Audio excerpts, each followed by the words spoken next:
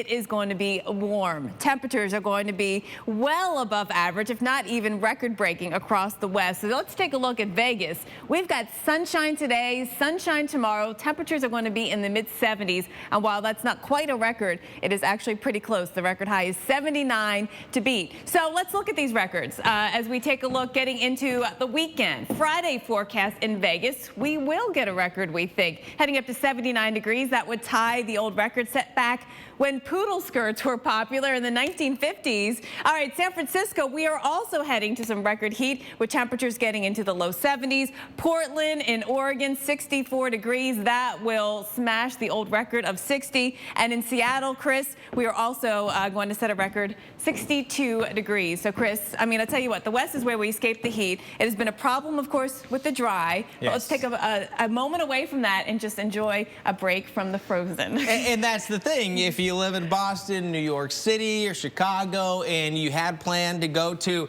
San Francisco this weekend, it's a good weekend. Yes, it is. And Chamber of Commerce kind of weekend. I tell you what, we're going to have blue sky, we're going to have warm temperatures, and it stays with us through the entire extended weekend. Because this time of year, you'd expect temperatures to be right around 60 degrees. So it's kind of that yin and the yang situation happening here. The big dip in the jet stream. Yeah, huge one. And you have the warm air with the ridge here in the west. And so temperatures 15 to 25 degrees warmer than average. Yeah, all the way down into Southern California. Temperatures in LA going up to 86 degrees. Looking at records being set here. That's nearly, 20 degrees above average. That's toasty. Yeah. In the summertime, that's warm for Los Angeles. Well, exactly. So we're going to be looking at the warmth continuing in San Francisco and Vegas. Salt Lake City, we continue our warm stretch as well. Just not a lot of snow this year in Salt Lake City. Staying warm. Also looking at Salt Lake City, staying in the 60s through Sunday, Jen. All right, so if you can't get out here to the warmth, what can you hope for? Well, you can hope for spring, right? You're going to have to wait because countdown to spring still well over a month away. All right, but it is only 37 days and 8 hours away, if you think of it that way. Only. Oh, well, we got to put, the glass half full. All right, 53 minutes past the hour. Time for the winter weather update. And we seem to be stuck in one of those patterns where Mother Nature is picking on a city, and that city is Boston. In fact, the whole state of Massachusetts and New England has been getting hit so hard. When it comes to the cold, you could say it's, Mother Nature picking on the entire eastern half of the nation. So, Greg Postel. This is Weather Center Live. Thanks for joining us. I'm Chris Warren. And I'm Jen Carfagno. You want a taste of how relentless this winter has been? Well, when it comes to the historic snowfall in Boston, the numbers say it all. Big time. 78. That's how much snow this season in Boston. They have been plowing snow for 135,000 hours. That's days and days and days when you add it up. And the miles plowed, 237. Boston has 850 miles of city streets, so that's like replowing the city over 270 times. And then try to comprehend this. 70,000 tons of salt has been used. I don't even know how you gather that much salt. That's like going to, an island in the Caribbean and getting all the salt out of the ocean, right? I mean, that's a lot of salt. I bet a lot of people in the Northeast would like to be putting a little salt right now on their wrists in Mexico. What do you think about that, Keith?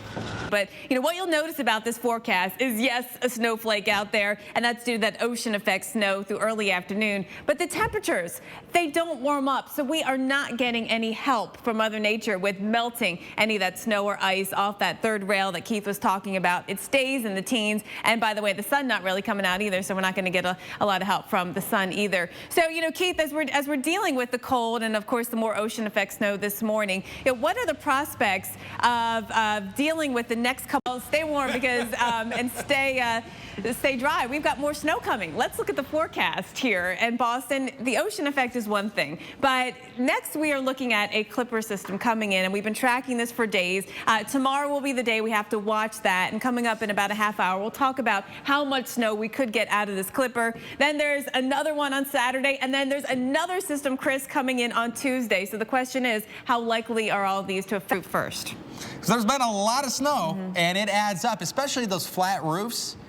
it's not going to slide off. Right. And you add in storm after storm after storm after storm, and the cumulative amount of snow with this. So these are all record amounts, too. Record 7-day total, record 14-day total, record 20, 30, 40-day totals worth of snow. And it has been cold in between all of these, too, so a lot of the snow really hasn't gone anywhere. You know, 40 days, we've had more than 74 inches of snow. And that fast, too, it doesn't have a chance to really melt. Exactly. Now, meteorologist Jim Cantori has been there pretty much the whole time, it feels like, with all the snowfall. He's been watching the snowfall levels in Rockland, Massachusetts. And now his report on the snow becoming a hazard, both for the roofs and also on the roadway.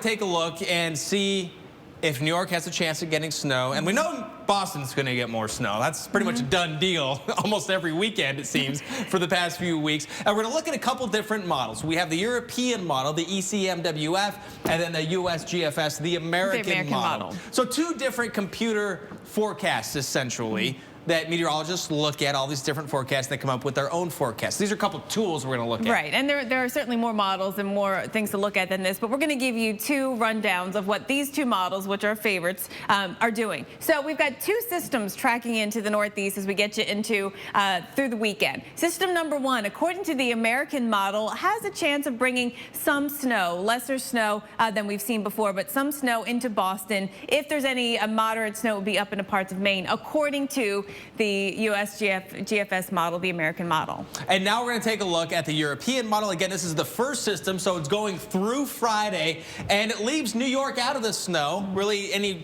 significant accumulations, it's to the north, but Boston, you're still going to see some snow as well. So this is through Friday. Now we're going to take a look, starting off with the European, at the next system. So adding into that, with the next system, more snow. Boston, you're in the moderate amounts here, and New York now with the second system, according to the European model, also in the snow, in the moderate snow. So let's bring in the American model, the USGFS model, and take a look at how, when we now bring in the second system, what we are looking at in Boston and New York City. The American model still brings that moderate chance of snow into Boston, but even more so into parts of Connecticut, into Rhode Island there, southern New England, really the eastern end of Long Island. New York City does have snow in the forecast, but it's lesser amounts of snow here, and really Boston too, on the edge of that more moderate amount of snow.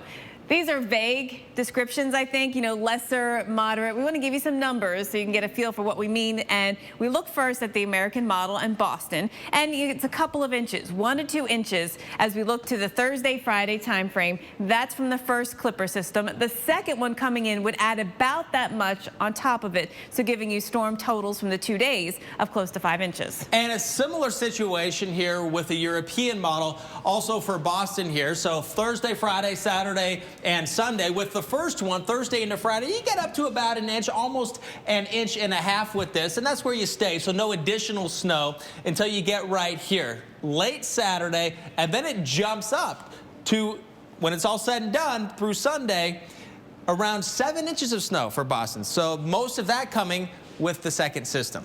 Now, New York City. So we're going to switch gears and look at New York City, and you look at the American model, the GFS model. From the first system, it's light, a trace of snow, maybe a ½ inch of snow at best. That's from the first Clipper system. When you add in what we would get from the second Clipper system as well, going through Sunday, it's a couple of inches, 1, 2, 3 inches of snow, according to the American model. And for the European model, again, New York really out of the first round, maybe a 1/10 of an inch with that.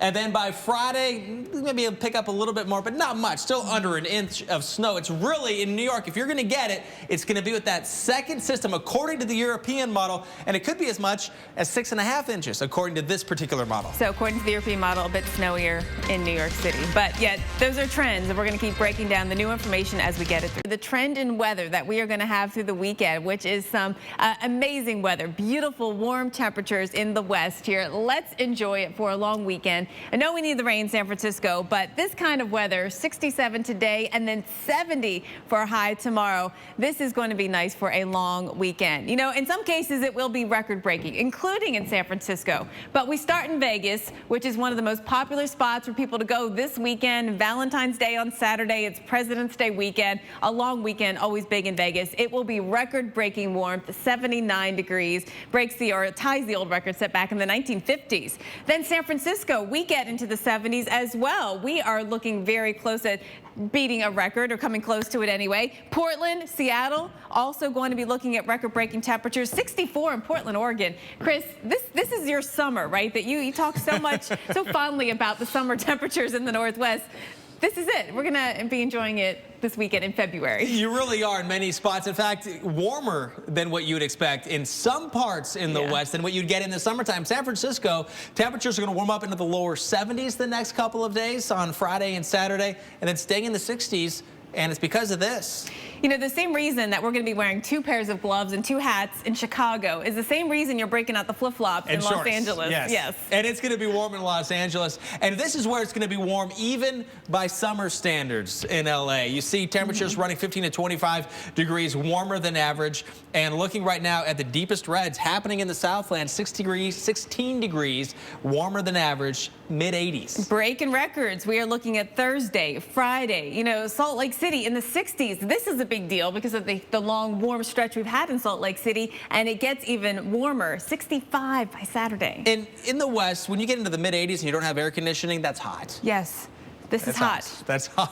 It's All right, so if you can't travel here to the West for the weekend to warm up, what can you do? You can wait and count the days till spring. You're going to be counting for a while, too. 37 days and 8 hours until the official start of spring. All right. It's got promise. 37 days. It's better than the 38 we had yesterday, right? That's the way to look at it. So we've got this warmth in the West. We, of course, have the big snow and cold in the East. It's a pattern that replays itself over and over again, just like Groundhog Day. That's right. And it's